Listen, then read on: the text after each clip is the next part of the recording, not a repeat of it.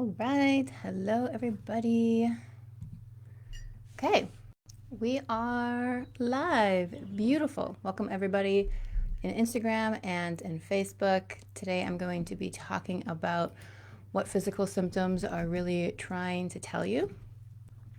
And this is a topic that's actually very near and dear to my heart because I personally have healed from chronic illness. And it was a hell of a journey, let me tell you, getting through there. So I want to share with you guys all of these things that I've learned to help you on your path. And some of the common blind spots, the blind spots that I had when I was working through my healing process. I'm going to have some water. So good. More water. Okay, good. Um, Welcome, Adrian. Beautiful. So, what physical symptoms are really trying to tell you? And this is a really powerful topic because I think everybody in the world experiences physical symptoms. And I'm talking about one specifically that will hang out for a long time and they just become chronic, maybe, or they just simply will persist and they just won't go away. And so, this could be perhaps you had some sort of traumatic injury, a physical injury that impacted your body and your leg or your shoulder. It never really recovered. Or maybe you went through some emotional distress, and after that time, or maybe you got sick and that you just never really got better. And maybe that's lingering in your digestive system, in your immune system, all throughout your body, and it's affecting your ability to eat a diverse range of foods. It's affecting your energy levels. Maybe you don't have the energy to get through the day or to experience life to the fullest degree that you would like to. Maybe you're living with chronic pain, pain that flares up and possibly unpredictably, perhaps every day, perhaps every so often. Maybe you have migraines that you get once a month, once a week, once a year. Whatever it is, if it is a chronic or a recurring condition, there's something going on systemic in the body.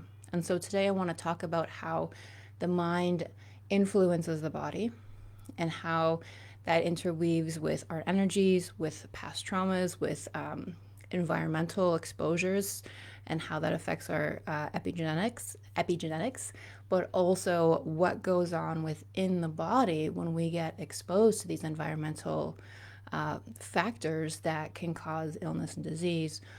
What happens inside of us?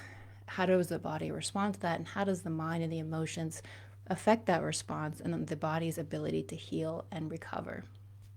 So these are all interwoven, interconnected parts. And the biggest piece, the biggest piece is how we respond, how the mind responds to it. And that is influenced by a number of things, but a big part of that is belief. So in ancient China, it would be considered hexing to give somebody a diagnosis to say that they're never going to get better. But this happens quite frequently in our medical system today.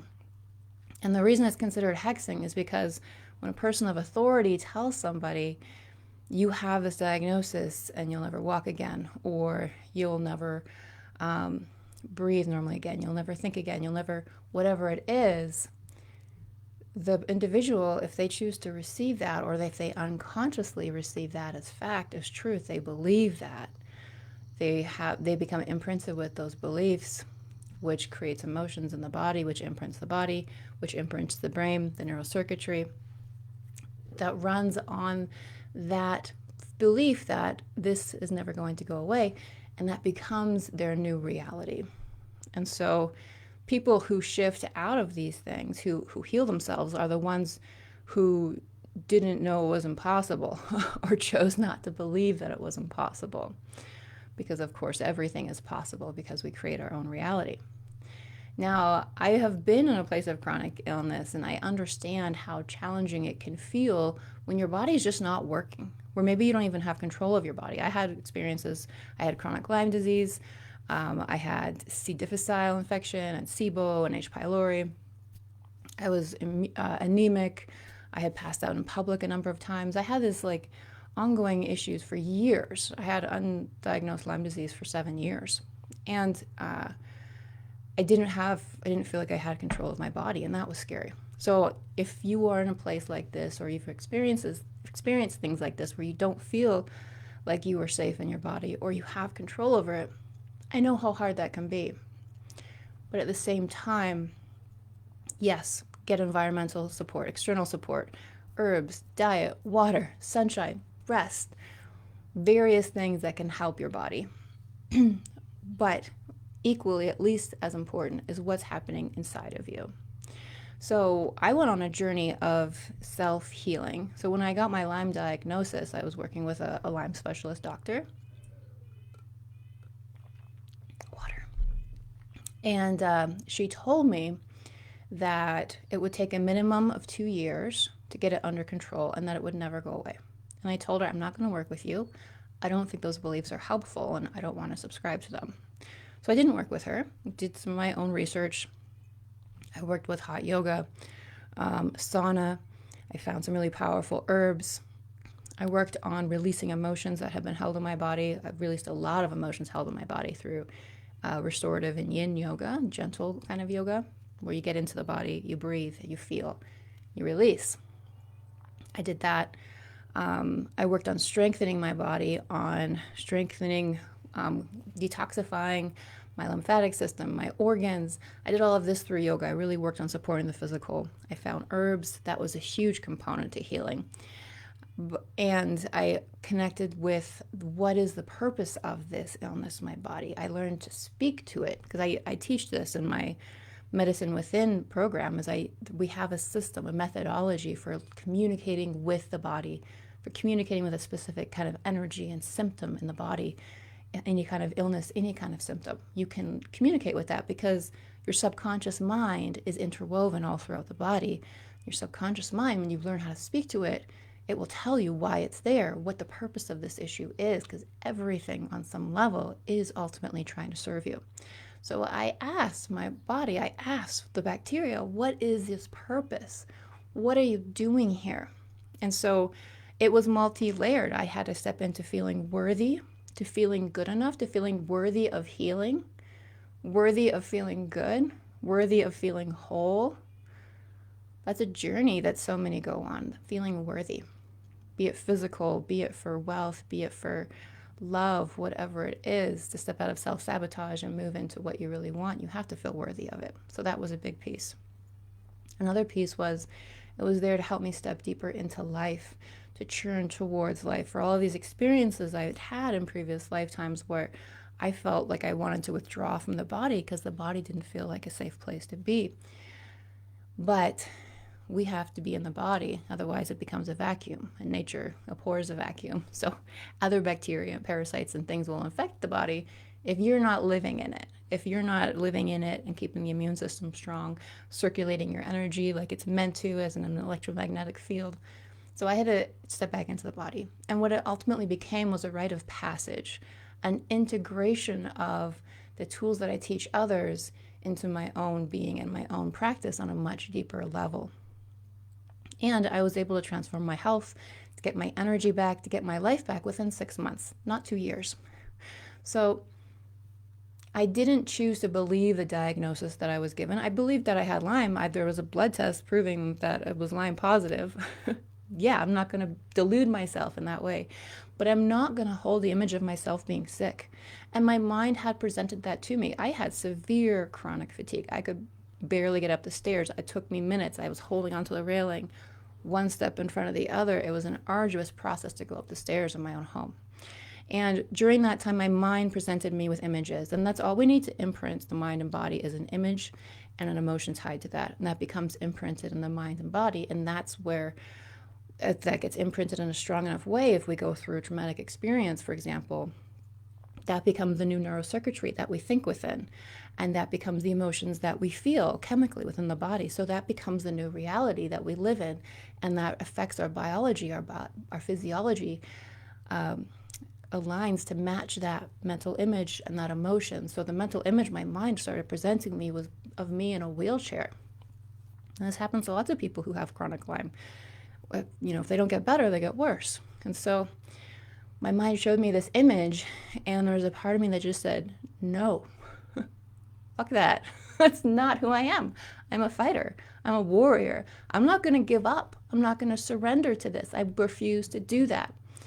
And so what I did is I imagined myself, I saw that image, and I imagined that it was made of glass. And I imagined myself smashing that image to pieces and seeing it break apart and fall down. And what I was left with was me, strong, choosing my life, being the creator of what happens in my life.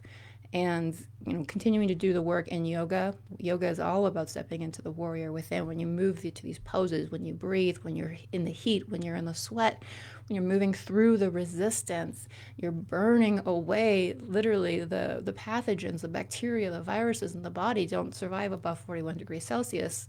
The heat's burning it away.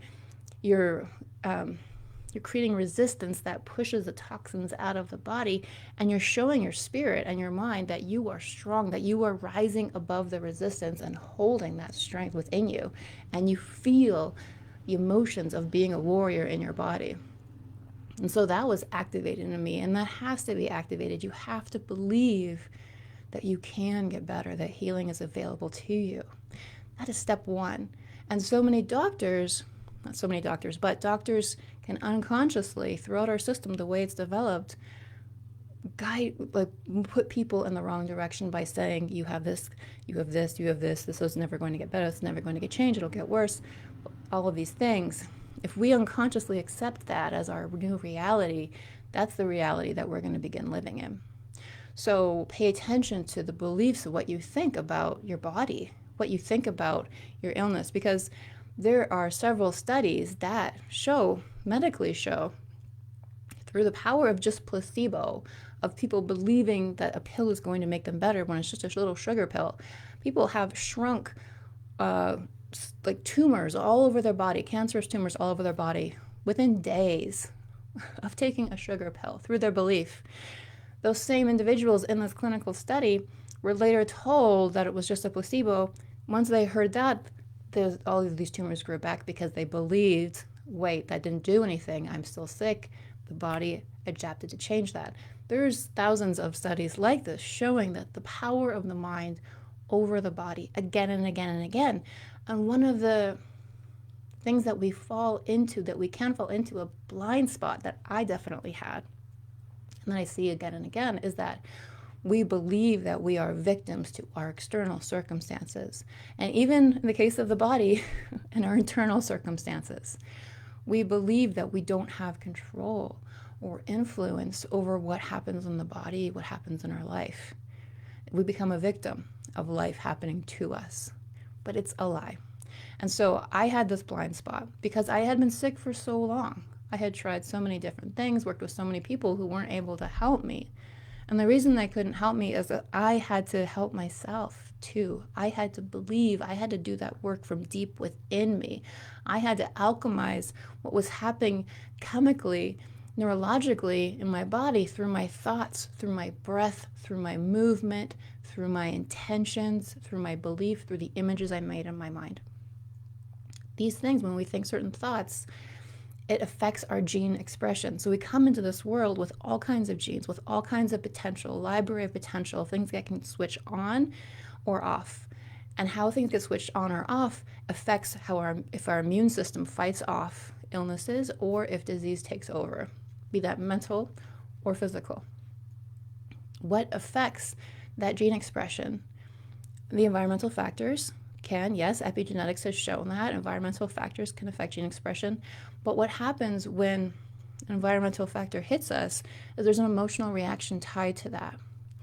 And those emotional reactions will trigger different gene expressions in the body. So the thoughts that we think affect the emotions in the body, which affects how genes are upregulated or downregulated, which affects if we get better or if we get sicker.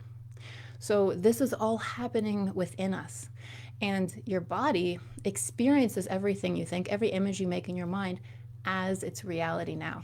So if you have been sick for a while, or have had an issue for a while, and you're thinking thoughts, I'm sick, I'm sick, I'm sick, I don't know what to do, I don't know what to do, on all the stress, your body is living that illness every time you think that again and again and again.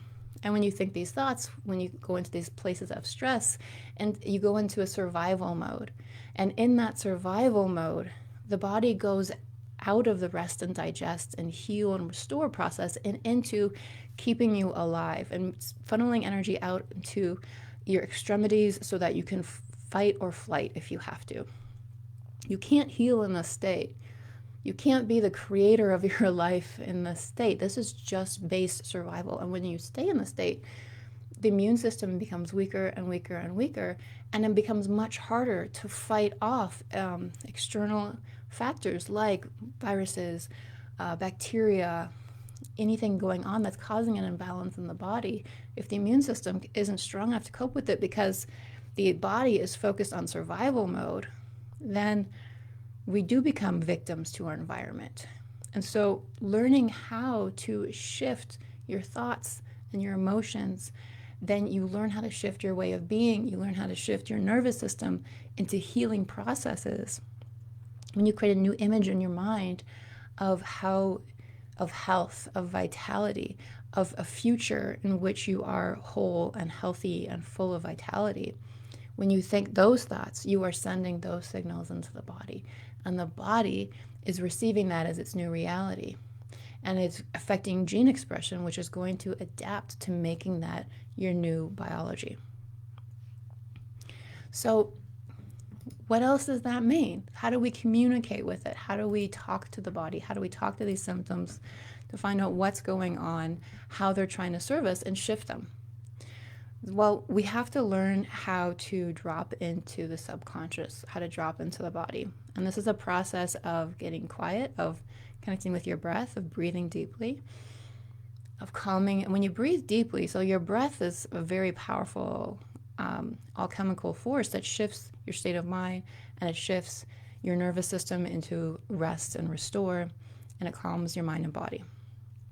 When you quiet the mind, when you calm the body, then you are able to create a dialogue with what's going on internally.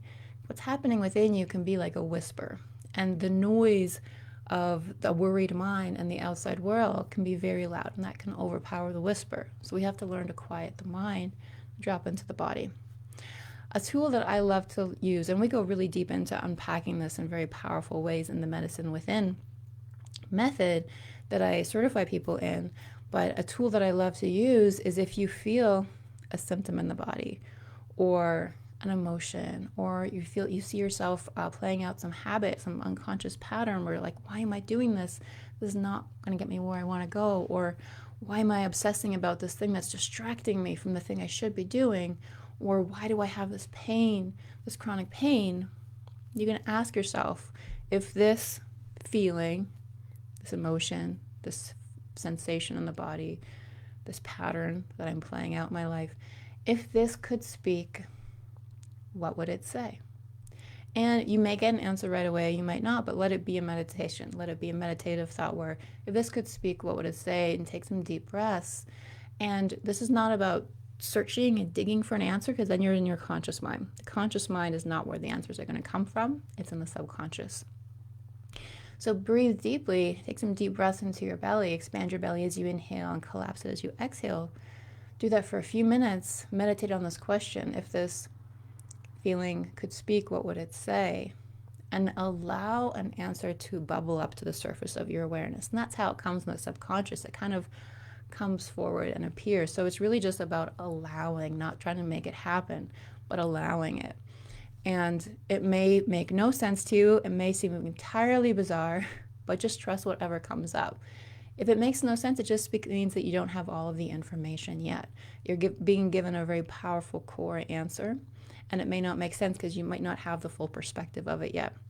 But allow this awareness to come forward to give you some information. And so as you do this, you're learning how to listen to the body, how to listen to the subconscious mind and patterns in your life. You're learning how to create a conversation and bridge the conscious mind with the subconscious mind. And when you are able to do that, you're able to come fully online. They say we only use a very small portion of our brain. Well, we have the capacity to use a lot more. And this is about learning how to access the subconscious, how to access different brainwave states within the brain, within the mind. And you can do that with your breath. You can do that with intentionality. So closing your eyes, breathing deeply for 5 minutes, it's going to make you a lot calmer. It's going to clear your energy. It's going to really help you drop into your body. It's going to help you access the rest, digest, restore, and heal part of your nervous system. That alone is going to be very powerful. Also, what you do when you're in this connected and calm state, when you ask that question, if this could speak, what would it say? You're going to get a much clearer answer. Okay? So try this and see how it goes. And if you have someone who has been struggling with a chronic condition ongoing, that means that there's just an unresolved place in your life, in your way of being, in your personality, in your body that is has been out of alignment and it has not yet been restored yet. So the body has the programs within it for perfect health and balance and vitality. It wants to be healthy. It's meant to be healthy. Your body is not broken. It's not flawed. It's not damaged forever. That's not how it works. That it's what happens in your thoughts and what you continuously think throughout the day. So if you're thinking mostly thoughts of stress, feeling powerless, feeling pain, thinking about illness, feeling fear, then your body is going to be living that every time you think that thought. So it takes some time and it takes some practice shifting out of that state and directing your mind and your physiology towards where you want to be. And that's about holding a vision for the future, for your body, for your life that you want to have. And that can feel hard at first. Like maybe you're like, I can't even imagine myself healthy. Well, that's the work you have to start doing. Start with the breath, start with quieting your mind, start with imagining who you can be, start with imagining your body in its fullest potential. And so this takes practice, and it's a matter of being in that state more than you're in the state of stress, more than you're creating an image in your mind of illness. And it's a matter of believing that that's possible. And so there's all kinds of evidence, there's all kinds of case studies around, all over, documented, medically documented, of people doing this, of people transforming their health from all kinds of chronic and severe conditions and becoming healthy and well again. The biggest joke that we play on ourselves is believing that we're actually not that powerful. But we are the divine creators of our own lives. The only problem is that sometimes what we're creating is more stress and more illness because that's what we've been told and that's what we think and that's the image we make in our mind and that's what our body chemically responds to through our emotions, through our gene expression. So it's about mastering your own intentionality, your own mind, the images you make, and guiding your body into a place of health and well-being. And you can absolutely do that. We all can. I have, thousands of other people have as well, using these techniques. So if that's something that you're wanting support with, we do this in my Sacred and Unleashed membership. And what we do is we come together. So when you come together with multiple people with a shared intention, we're co-creating the sacred energetic container. We work with spirit guides, we work with universal forces of love and healing, and coming into these powerful and profound states where we rapidly clear energy and blocks out of the energetic field, out of the body, through the quantum field, through this place of pure potentiality that is not yet physical. But when you shift what's happening in the quantum field out of fear, out of limitation, out of illness, and move it into creating what you want to be, who you want to be, and seeing yourself as that person, feeling those emotions in the body, feeling the energy shifting in the body. When you practice this through a supported energetic container and you're guided into these experiences, profound transformations and shifts can happen very quickly. And then you have the support where you're not trying to do it all alone, because it's a lot of deconditioning. You can do it, you can absolutely do it, but it takes commitment and it takes work to move beyond the conditioning of the mind and body. And that's going to speak to you when you start trying to change and shift into a new identity. You're going to get resistance. It's going to be uncomfortable because that's the conditioned body, the emotions all throughout the body and the subconscious that are going to come up and say, oh, this is too hard. Oh, give yourself a break. You don't have the energy. You're not well enough. This is too expensive. Don't sign up for that. Just go back and do that thing that you were doing before, because that is familiar and that feels safe. It feels comfortable, even if it makes us sick. And so you're going to have to move through all of that and hold the faith of who you can be, the potential within you, and hold that vision within you and keep moving through that resistance staying with a commitment of who you can be instead of the circumstantial experience that you see right now. Because instead of moving from seeing and perceiving your circumstance, believing that to be your reality, and creating more of that, you're shifting into a new timeline, into a new identity, into a new body, and creating that in the quantum field. And then that is going to become your physical 3D reality when you focus on this for long enough, when you dedicate yourself to who you can be instead of what you believe yourself to be right now. That's how you become the creator of your own reality. And people do this. This is medically and scientifically proven time and time again. This happens, but you have to believe that it's possible. So I read a really great book when I was like deep in the I can't eat anything. I could eat like, it was an easier list to mention the things that I could eat than the things I couldn't eat because I had all of these multiple bacterial infections. My gut had been through so much. My digestion was really struggling. So I would see foods and I would see different drinks and I would think, I can't eat that. I can't digest that. It was so frustrating. And I was malnourished because I wasn't getting enough variety in my diet. And so I read this book called You Are the Placebo.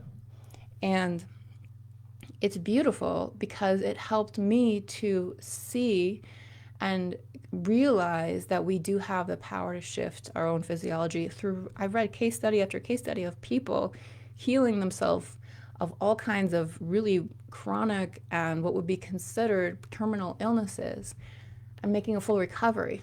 And conversely, people also making themselves sick through the nocebo effect, through believing that they were sick when they were misdiagnosed. They believed that they were sick and then they died. But autopsy showed there was nothing wrong with them, but they believed they had cancer in their liver, but their liver was fine.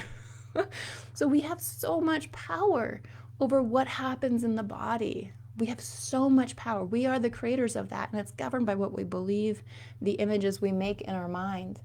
And so it's really about learning how to access the quantum field that is a place of pure potentiality and be an intentional creator from the space. And when you embody this, when you feel that energy in you, when you see that vision within you, you're creating a new reality. And it's a matter of staying with this and allowing your physical world, your physical body to shift into this space. And it takes dedication and it takes faith, knowing that this potential version of you is who you are. It is who you are becoming. It is possible for you. And you will move into that. People do again and again and again.